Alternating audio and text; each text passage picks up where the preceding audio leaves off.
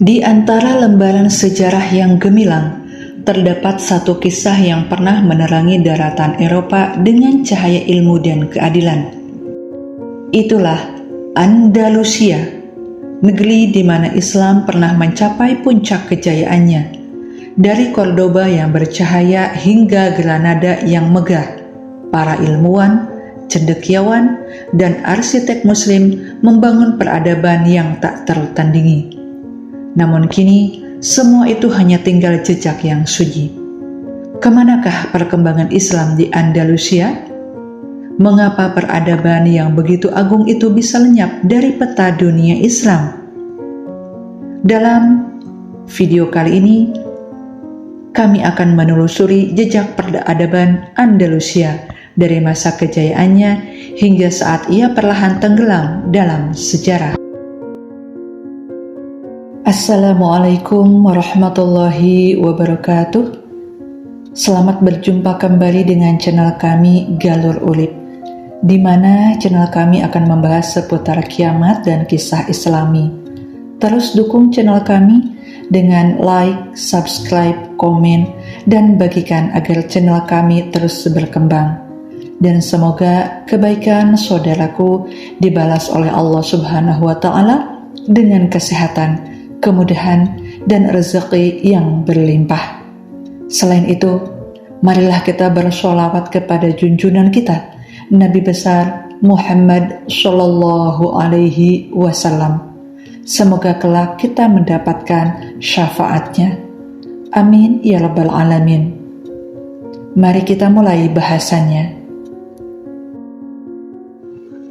Di antara pegunungan Spanyol bagian selatan, terdapat jejak kejayaan yang hampir terlupakan. Andalusia, negeri yang dulu bersinar di bawah cahaya Islam, kini menjadi misteri yang terpendam di balik reruntuhan istana dan masjid tua. Berabad-abad lalu, di sini para ilmuwan, penyair, dan ulama Islam menciptakan peradaban yang mengubah wajah dunia. Cordoba menjadi pusat ilmu, Granada menjadi simbol kemegahan, dan Seville menjadi saksi keagungan Islam di Eropa. Di saat Eropa masih berada dalam kegelapan abad pertengahan, umat Muslim di Andalusia telah menyalakan obor pengetahuan, matematika, kedokteran, astronomi, dan filsafat. Semuanya tumbuh di bawah naungan Islam. Namun, kejayaan itu tidak abadi. Tahun 1492 menjadi saksi akhir kekuasaan Islam di Spanyol. Granada jatuh, dan bersama itu lenyaplah cahaya peradaban yang pernah menerangi dunia. Masjid berubah menjadi gereja, Al-Quran dibakar, dan umat Islam yang tersisa dipaksa memeluk agama lain atau hidup dalam pengasingan. Namun, meski tubuh mereka ditindas, iman mereka tetap bergetar di dalam hati. Sejarah perkembangan Islam di Andalusia. Sejarah ini dimulai dengan ekspansi pasukan Muslim pada abad ke-8. Daerah Andalusia terletak di semenanjung Iberia.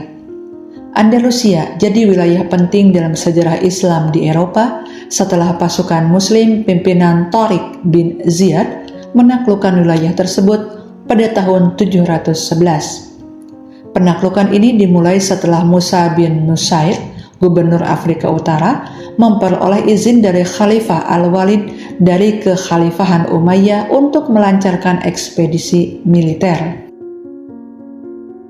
Musim panas tahun 711 Masehi, pasukan Bani Umayyah yang dipimpin Jenderal Tariq bin Ziyad atau dalam legenda Spanyol dikenal dengan nama Tariq el Tuerto, berhasil menguasai Andalusia yang dalam geopolitik modern meliputi Spanyol, Portugal, Andorra, Gibraltar, dan sekitarnya. Tahap awal penaklukan diawali dengan keberhasilan Tarif bin Malik menguasai pesisir Spanyol. Hal ini mendorong Musa untuk mengirim pasukan yang lebih besar yang dipimpin oleh Tariq bin Ziyad. Dengan membawa 7.000 prajurit, Tariq menyeberangi Selat Gibraltar dan membakar kapal-kapal mereka setelah mendarat. Aksi ini dilakukan untuk memotivasi pasukannya bertempur tanpa ada pilihan mundur. Kemenangan besar diraih di pertempuran Guadalete.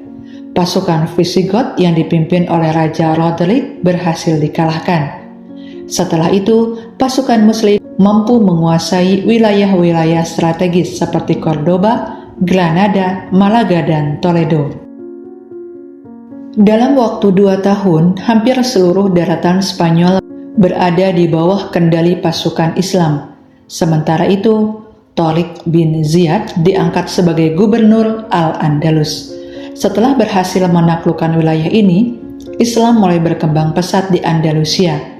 Andalusia menjadi pusat peradaban Islam di Eropa yang dikenal cukup toleran. Umat Muslim, Yahudi, dan Kristen hidup berdampingan secara damai di Andalusia. Mereka menciptakan suasana yang mendukung kemajuan ilmu pengetahuan, seni, dan budaya. Pada abad ke-8 hingga ke-10, Andalusia mencapai puncak kejayaannya sebagai pusat pemerintahan Islam di Eropa. Terdapat ratusan masjid, puluhan ribu kastil, dan puluhan perpustakaan. Sejumlah ilmuwan terkenal lahir dari lingkungan ini, seperti Ibnu Rushd, Ibnu Khaldun, dan Al-Idrisi. Di tangan kreativitas Bani Umayyah, Andalusia bermetamorfosis menjadi oase peradaban yang tegak di atas hukum, persamaan, dan toleran. Lebih jauh, Washington Irving dalam salah satu karya monumentalnya, Tales of Alhambra, mengatakan, Andalusia sebagai peradaban agung yang mencintai ilmu pengetahuan, seni, dan sastra. Irving bertutur, kota-kota Spanyol Arab menjadi pemukiman seniman-seniman Kristen, mendorong mereka menghasilkan karya seni berguna. Universitas Toledo, Cordoba, Sevilla, dan Granada dibanjiri mahasiswa berwajah pucat atau kulit putih dari berbagai kawasan lain untuk mengenalkan diri. Andalusia kala itu, seperti penuturan Irving, menjadi surga ilmu pengetahuan, seni, dan sastra bagi orang-orang dan mahasiswa dari penjuru dunia, termasuk Eropa. Perpustakaan Universitas Cordoba memiliki koleksi 400.000 volume buku yang jauh lebih banyak dari koleksi perpustakaan di seluruh dunia saat itu.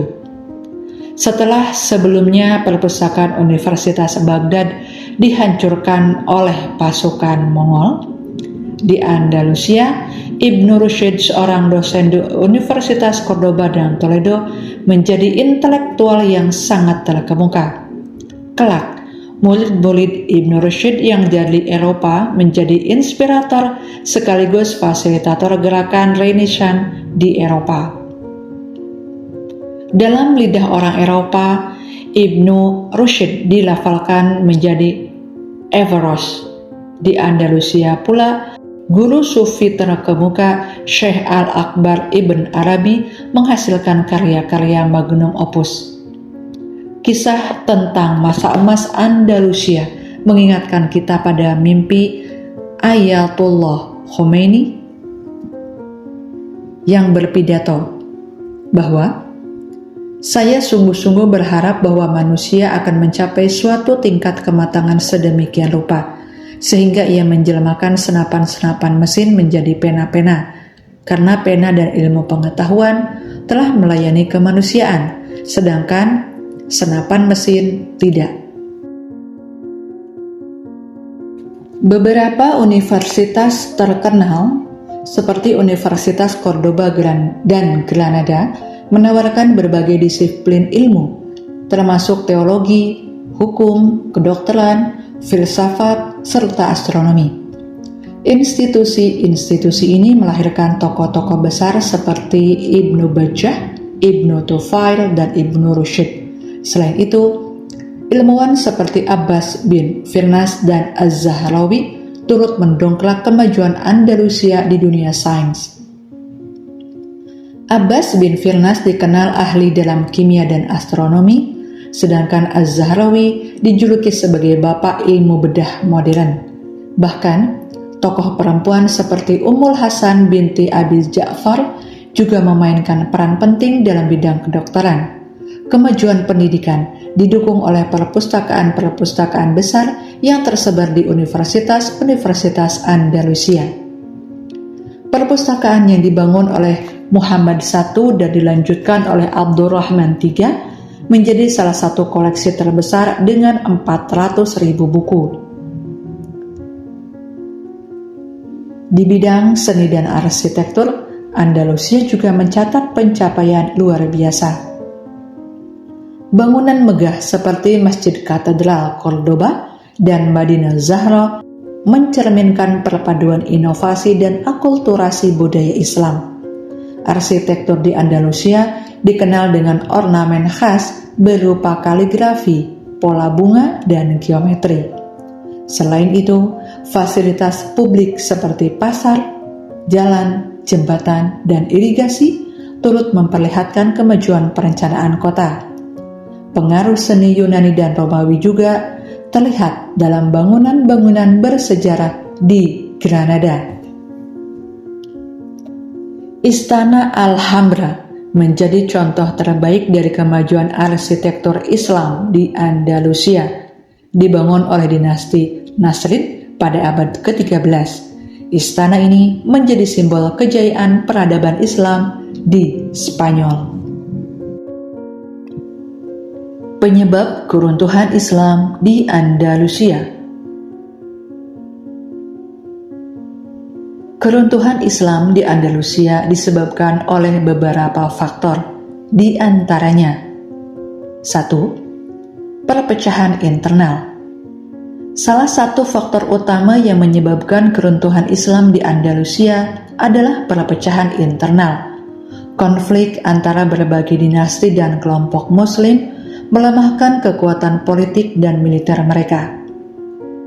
2. Reconquista. Gerakan Reconquista yang dipimpin oleh kerajaan-kerajaan Kristen di utara Spanyol secara bertahap merebut kembali wilayah-wilayah yang dikuasai Muslim. Puncaknya terjadi pada tahun 1492 ketika Granada, kerajaan Muslim terakhir di Andalusia, jatuh ke tangan Raja Ferdinand atau Ratu Isabella. 3. Tekanan eksternal. Tekanan dari kekuatan eksternal seperti kerajaan Kristen Eropa dan invasi dari Afrika Utara juga turut berkontribusi pada keruntuhan Islam di Andalusia. 4. Perubahan sosial dan ekonomi. Perubahan dalam struktur sosial dan ekonomi, termasuk perpindahan kekuasaan dan hilangnya dukungan dari masyarakat setempat, juga berperan dalam melemahkan kekuatan Islam di wilayah ini. Sejarah kejayaan Islam di Andalusia adalah contoh nyata bagaimana peradaban Islam mencapai puncak kejayaannya dalam ilmu pengetahuan, seni, dan budaya. Pelajaran dari masa keemasan ini menunjukkan pentingnya persatuan, toleransi, dan kerjasama dalam mencapai kemajuan. Namun, perpecahan internal dan tekanan eksternal menjadi faktor utama yang menyebabkan keruntuhannya. Sejarah Andalusia bukan hanya kisah kejayaan, tetapi juga pelajaran tentang betapa rapuhnya sebuah peradaban tanpa persatuan dan iman. Andalusia, negeri yang hilang, namun tak pernah benar-benar padam dari hati umat Islam. Demikianlah bahasan kami kali ini. Semoga bermanfaat dan menambah pengetahuan bagi kita semua. Terima kasih atas waktunya. Selamat berjumpa kembali dengan bahasan berikutnya. Assalamualaikum warahmatullahi wabarakatuh.